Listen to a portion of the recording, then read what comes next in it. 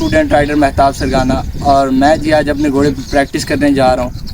Practice करने से पहले जी मैं अपने घोड़े का जो मैंने अपने घोड़े पे सामान डालना है उससे आपको इंट्रोडक्शन करवाते हैं। उसके बाद घोड़े की सवारी करते हैं और इसे ग्राउंड लेके जाते हैं, फिर वहाँ पे प्रैक्टिस करते हैं।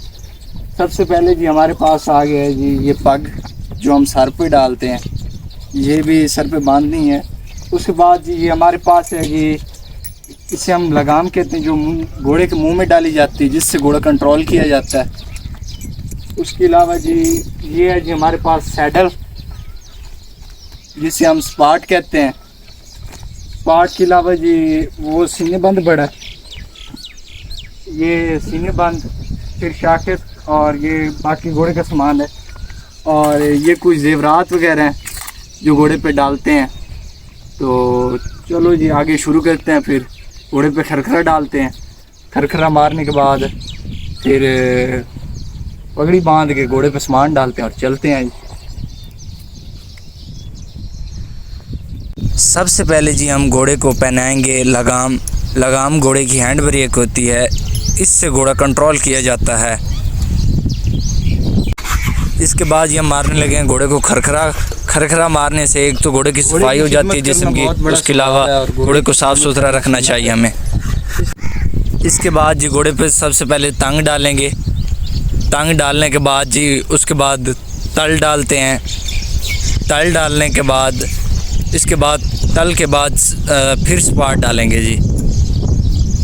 तल और तंग की ये खूबी होती है, एक तो ये स्पाट कुछ घोड़े के पेट पे लगने नहीं देते, पीठ पे, और उसके अलावा ये खूबसूरती करते हैं। पहली दो चीज़ों डालने के बाद अब हम डालेंगे स्पाट घोड़े पे।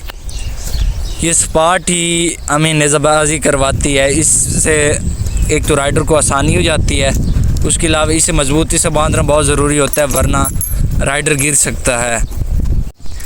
इसके बाद ये हम ये शाखत डालेंगे। शाखत इसलिए डाली जाती है ताकि घोड़े की दुम यानी कि पूंछल वगैरह इजी रह सके और फिर घोड़ा आसानी से दौड़ सकता है।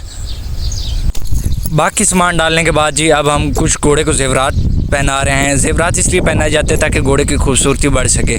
घोड़ा वैसे भी हसीन होता है लेकिन इसकी हुस्न को बढ़ाने के लिए और उजागर करने के लिए इसे फिर कुछ जेवरात पहनाए जाते हैं।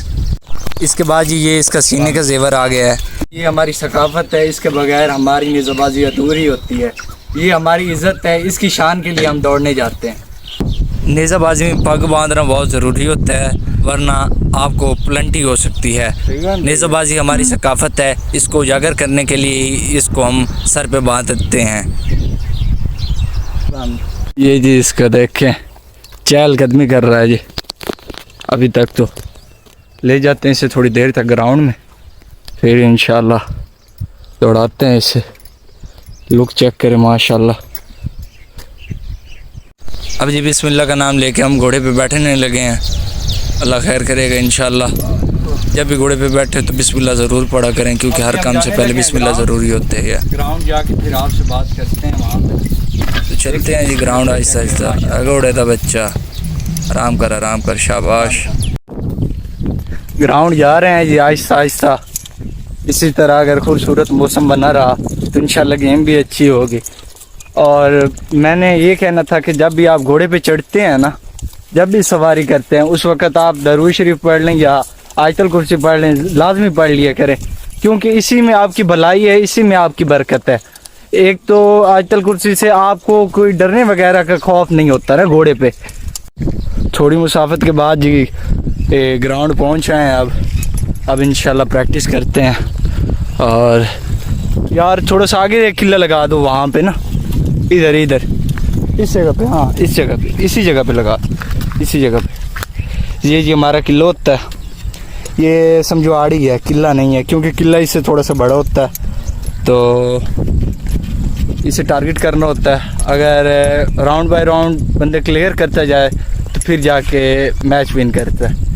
इसी तरह इंशाल्लाह कोशिश करेंगे, कभी ना कभी अल्लाह पाक फतह देगा। इसे ये भी वार्म अप कर रहे हैं, थोड़ी देर तक इंशाल्लाह फिर एक पट्टी देते हैं क्योंकि अभी नया सीज़न स्टार्ट हुआ है ना, तो थोड़ी गर्मी वगैरह तो उसके बाद फिर बस कर देंगे इंशाल्लाह।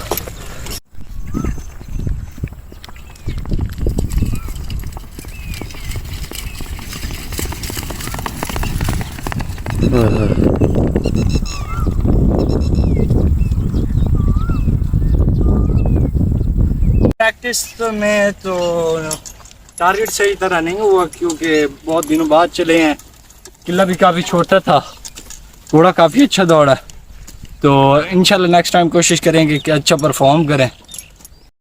आज ही हमारी प्रैक्टिस और व्लॉग का एंड होता है यहाँ पे। आपने फुल सपोर्ट करनी है। ओके, खुदा हाफिज़। इंशाल्लाह मिलते हैं नेक्स्ट व्लॉग में।